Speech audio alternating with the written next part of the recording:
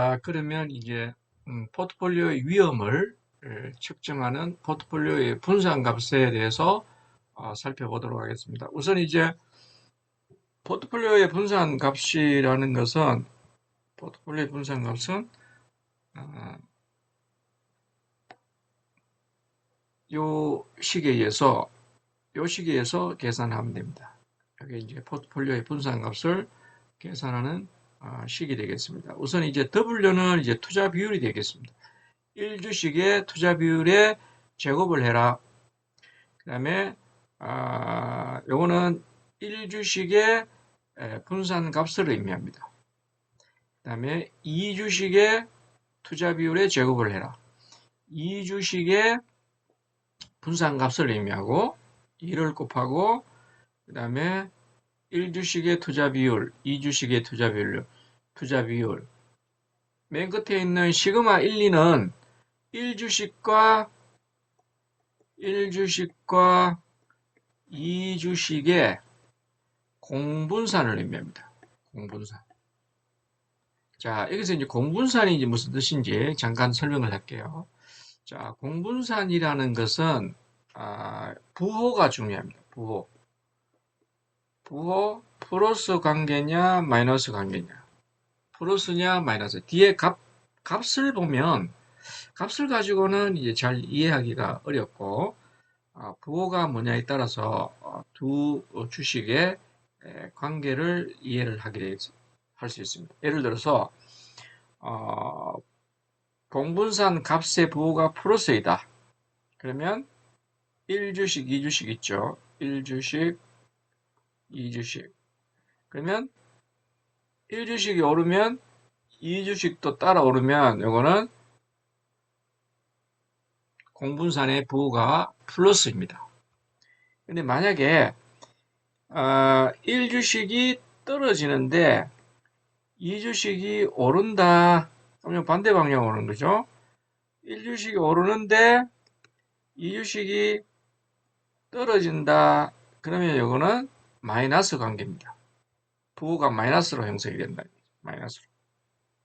그래서 두 주식이 같은 방향으로 움직이면 부호가 플러스이고 다른 방향으로 움직이면 반대 방향으로 움직이면 공분산의 그 값 앞에 붙는 부호가 마이너스가 된다는 얘기죠.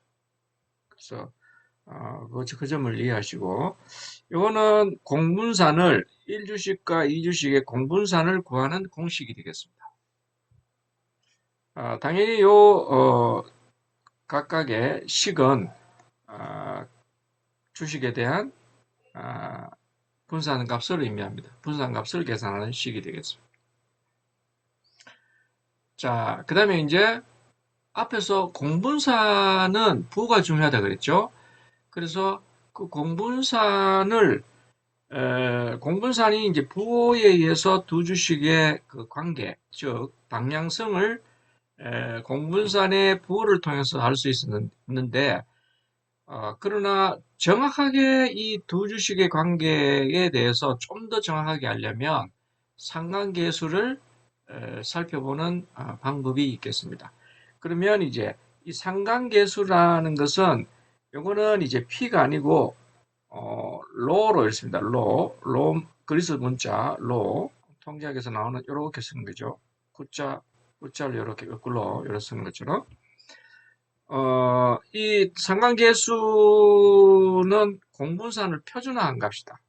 표준화했다라는 말이 중요한데 그래서 표준화했다라는 말은 요거는 이제 말머리 기호니까 신경을 쓰지 마세요. 마이너스 1부터 플러스 1 사이에 상관계수가 존재합니다. 모든 상관계수는 이 범위를 초과할 수가 없어요. 그러니까 마이너스 1 밑으로 내려갈 수도 없고 1 이상이 될 수도 없다는 얘기죠. 공분산의 값은 상관계수의 값은 마이너스 1부터 플러스 1 사이에 존재한다라고 볼 수 있겠습니다. 즉 공분산을 각 투자안의 표준 편차로 나누어서 두 투자안의 수익률의 상관관계를 보다 분명하게 측정할 수 있도록 나타낸 것을 상관계수라고 이야기합니다. 그러니까 요 문구를 식으로 나타내면 여기 있는 것처럼 여기 이제 상관계수 구하는 식이죠. 무엇을 나눈다 그랬어요? 시그마 1, 2 이게 공분산이죠. 공분산 나누기 각각의 표준편차예요. 1주식의 표준편차, 2주식의 표준편차 곱해서 나눠주는 거예요. 이 나눠주는 값이 바로 상관계수의 값이 된다. 상관계수가 플러스 1의 값을 갖는 경우 두 투자안의 수익률은 플러스의 기울기를 갖는 완전한 직선관계. 그 완전한 직선관계는 이거 45도 각도로 이렇게 되는 거죠. 이게 플러스 1이라는 얘기죠. 이게 예를 들어서 1주식과 2주식이다. 그러면 1주식과 2주식의 상관계수가 플러스 1이다. 그러면 정확하게 이 45도 각도로 이렇게 오르는 거예요. 만약에 1주식과 2주식의 관계가 상관계수의 관계가 마이너스 1이다. 그러면 이제 그래프가 이렇게 되는 거죠.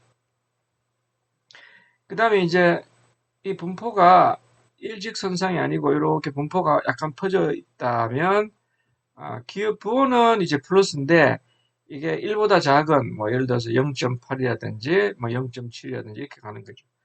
자, 반면에 이것도 이렇게 분포가 약간 퍼져 나온다. 그러면 이거는 마이너스 0.8 이런 식으로 되겠습니다.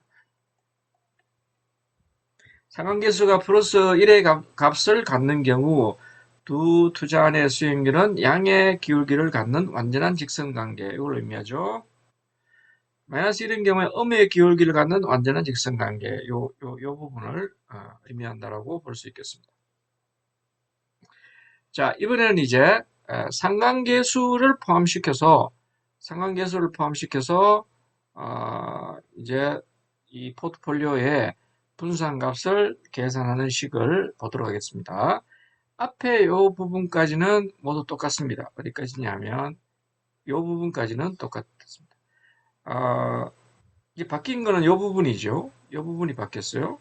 이 부분이 바뀐 이유는 이게 이제 앞에서 시그마 1, 2에서 이제 공분산을 넣었는데 이 공분산 대신 이걸 투입한 거죠.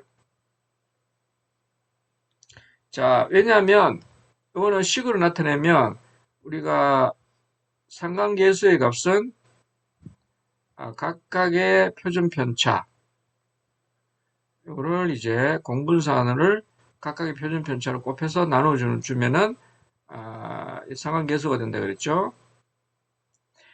그래서 요 공분산 대신에 앞에 공분산이 원래 와 있었는데 요 공분산 뒤에 대신에 상관계수를 포함시키는 식으로 바꾼다면 이렇게 되는 거죠.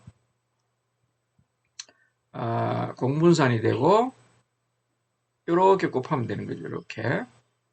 그래서 로 1, 2 상관계수 곱하기 1주식의 표준편차, 2주식의 표준편차. 이 부분을 여기에 투입을 한다는 거죠. 그러면 이와 같은 식이 성립이 된다. 그래서 이 공분산을 넣어도 되고 요거 대신에 아니면 상관계수가 포함된 상관계수 곱하기 1주식의 표준편차, 2주식의 표준편차 이렇게 식을 만들어서 포트폴리오의 분산값을 계산해도 된다라고 볼 수 있겠습니다. 자, 그러면 이제 상관계수를 가지고 앞에 공분산 또는 상관계수를 가지고 이 포트폴리오의 표준편차 앞에 사례에 대한 그 표준편차를 계산해냈습니다. 자, 공분산의 값이 마이너스 508%입니다. 마이너스는 이해가 되는데 508이라는 이 숫자가 무엇을 의미하는지 감이 잘 잡히지 않죠. 그래서 두 주식의 방향성은 분명히 반대 방향으로 움직일 것 같은데 관계는 정확하게 알 수 없다라는 거죠. 정확한 관계는 이것을 이제 상관계수로 나타내는 거예요. 상관계수. 그러면 여기서 여기 508이 되겠죠. 용 상관계수를 구하는 식이 되겠습니다. 500, 마이너스 508이 되겠고, 여기 되겠죠. 앞에서 계산했던 1주식의 표준 편차, 2주식의 표준 편차를 각각 곱해서 나눠주면 마이너스 0.996이 된다. 이 마이너스 0.996은 거의 마이너스 1하고 가깝다고 볼 수 있겠죠. 그러니까 정반대로 두 주식이 움직인다라고 볼 수 있겠습니다. 자, 이제 상하 포트폴리오 분산 값을 계산하는데, 자, 우선 첫 번째는 이제 뭐를 가지고 계산을 했느냐? 상한계수를 가지고 분산값을 가지고 계산한 거죠. 분산값을 가지고. 여기에 들어가니까, 그죠? 그래서 앞에 식에 의해서 포트폴리오의 표준 편차, 이게 W1, 이거는 뭐예요? 561은 뭐죠? 분산값이죠. 1주식의 분산값. 이거는 2주식의 투자 비율 제곱하고, 이거는 2주식의 분산값이 되겠고, 2를 곱하고 1주식의 투자 비율, 2주식의 투자 비율, 그리고 끝으로 공분산. 공분산 맞죠? 508. 맞죠?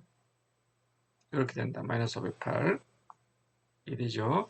그렇게 계산을 했더니만, 이 포트폴리오의 분산값이 2.25라는 것을 알 수 있고, 루트를 덮어 씌우니까 1.5로 다시 떨어졌다라고 볼 수 있겠습니다. 자, 그래서 이제 우리가 알 수 있는 게, 물론 이거는 이제 공분산을 가지고 공분산을 포함시켜서 포트폴리오의 분산값을 계산하고 그 다음에 표준 편차를 계산했는데, 자, 우리가 앞에서 각각에 대한 1주식과 2주식 각각에 대한 그 표준 편차는 어떻게 나타났습니까? 이렇게 나타났죠. 1주식의 분산값은 561, 464, 그죠? 표준 편차로 나타내면 23.69, 21.54에서 각각 23.69, 21.54 이걸 잘 기억하세요. 근데 포트폴리오를 계산했더니만 1.5로 떨어졌다는 얘기죠. 표준 편차가. 분산값도 많이 떨어졌죠. 2.25로 이렇게.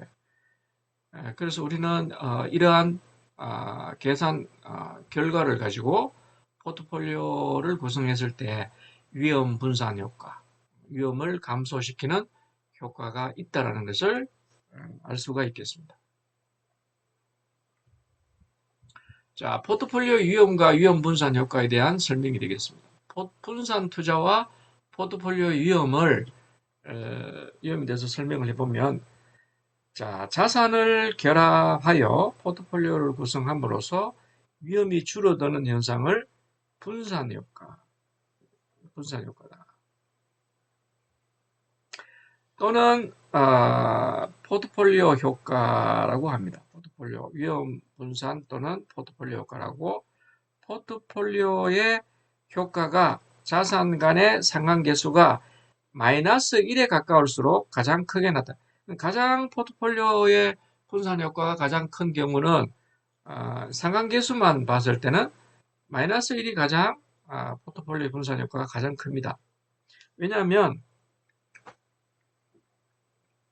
이게 이렇게 되는 거죠.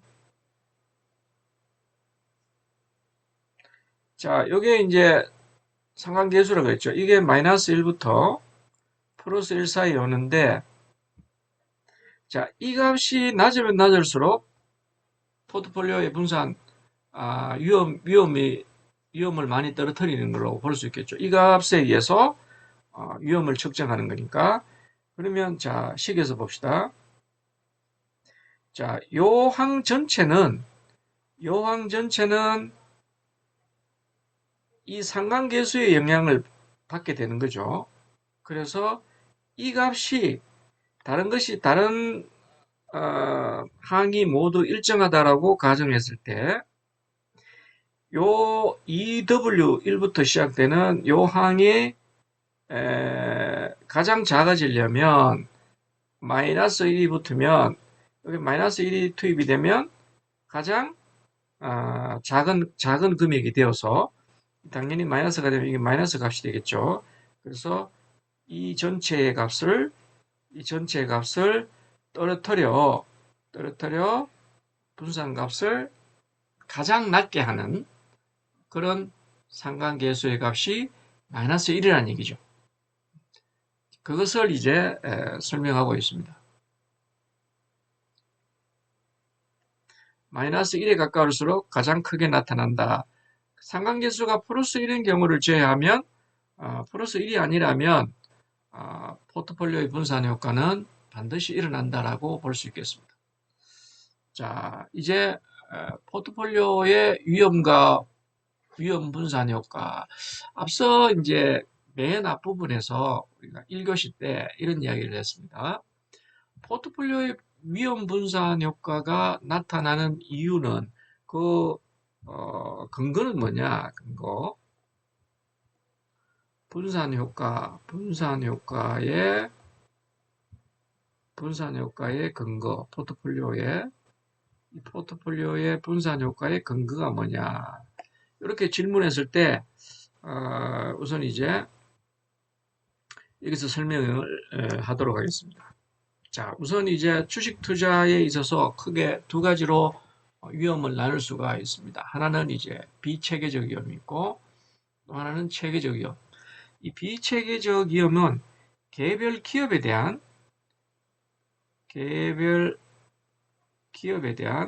기업 고유 위험입니다. 이 체계적 위험은 시장 전체의 위험입니다. 그래서 시장 위험이라고 이야기를 합니다.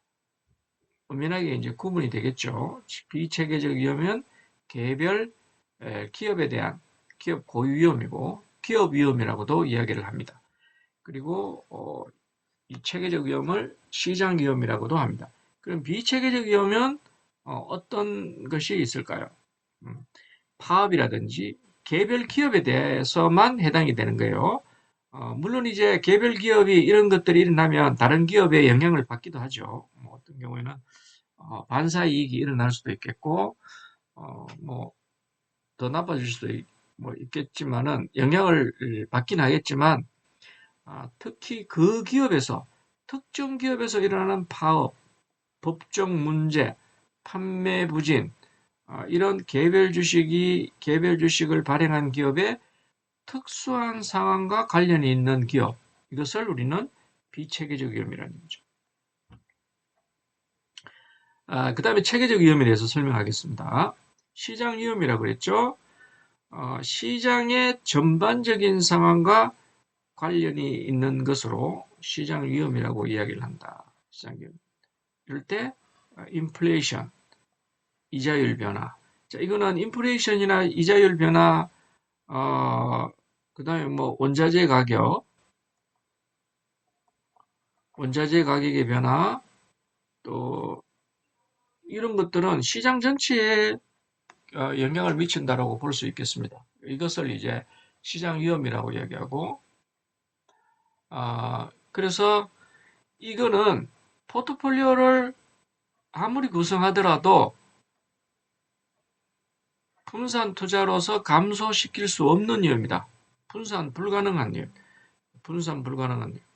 그런데 비체계적 위험은 포트폴리오를 구성할수록 얼마든지 줄일 수 있는 분산 가능한 위험이다. 우리가 포트폴리오를 구성했을 때 위험 분산 효과가 있는 것은 바로 이 비체계적 위험을 줄일 수 있기 때문에 분산 효과가 있다고 보는 겁니다.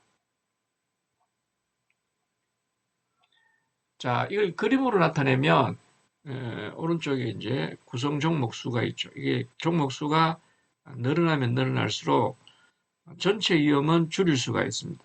자, 우리 앞서 설명한 것처럼 고유 위험, 개별 기업에 대한 비체계적 위험이 있고, 그다음에 시장 위험이 있다 그랬죠. 시장 위험은 이제 뭐 변함이 없습니다. 시장 위험 자체는 체계적 위험이라고 변함이 없습니다. 한 종목을 투자하든 100종목을 투자하든 시장 위험 자체는 변화가 없고 무엇이 줄어드느냐? 포트폴리오의 가지수를 늘리면 늘릴수록 고유 위험, 비체계적 위험을 줄일 수 있어서 점점 줄어드는 거예요. 이거는 총 위험을 의미합니다. 파란색 곡선은 총 위험을 의미하고 구성 종목 수가 늘어날수록 점차 이렇게 줄어드는데 더 이상 줄어들 수 없는 요 위험이 바로 체계적 위험, 시장 위험이라고 볼 수가 있는 거죠.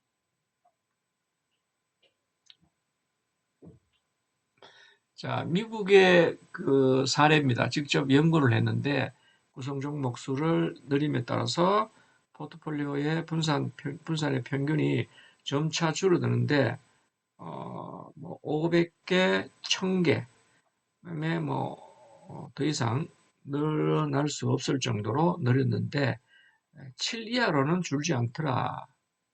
분산의 평균이.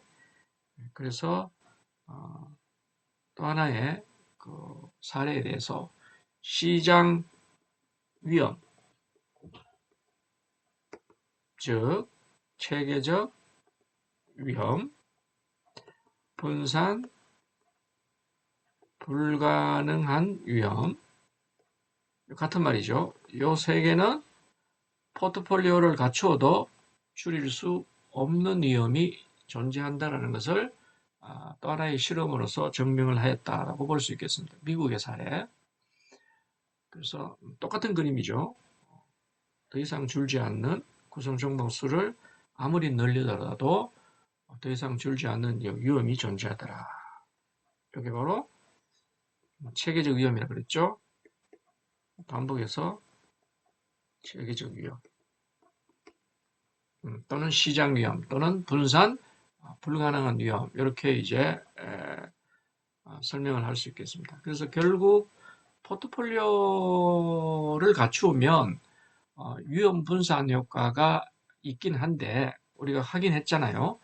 확인했는데 그것은 비체계적 위험을 줄여서 분산 효과로 나타나는 것이고 더 이상 줄일 수 없는 위험이 존재하는데 그것은 시장 위험, 즉 체계적 위험이 존재하기 때문에 포트폴리오를 아무리 구성 종목 수를 늘려간다 하더라도 줄일 수 없는 그 위험이 존재한다라고 볼 수가 있겠습니다. 자, 오늘 그 10장에서 한 내용 중에서 이 위험에 대한 정의, 불확실성이겠죠. 불확실성. 그리고 이거는 위험의 측정은 분산 또는 표준 편차. 분산 또는 표준 편차. 이렇게 이 값이 크면 클수록 불확실성이 크고 또 위험도 크다라고 볼 수 있겠습니다. 자, 기대 수익률 중요합니다. 이거 중요합니다. 평균 분산 모형, 지배 원리 중요하겠죠. 포트폴리오를 갖추면 위험 분산 효과가 존재하는데 그것은 무슨 효과 때문에 무엇 때문에 존재한다 그랬죠? 때문에 비체계적 위험을 줄일 수가 있기 때문에 위험 분산 효과가 나타난다 이런 뜻이죠. 그 다음에 이제 공분산이란 뜻, 포트폴리오라는 개념, 상관계수. 자, 상관계수는 공분산을 표준화한 거다. 그 다음에 체계적 위험과 비체계적 위험. 반복해서 나타나는 것들은 여러분들이 반드시 알아야 된다는 얘기겠습니다. 이번 시간 여기서 마무리하도록 하겠습니다. 여러분 수고하셨습니다.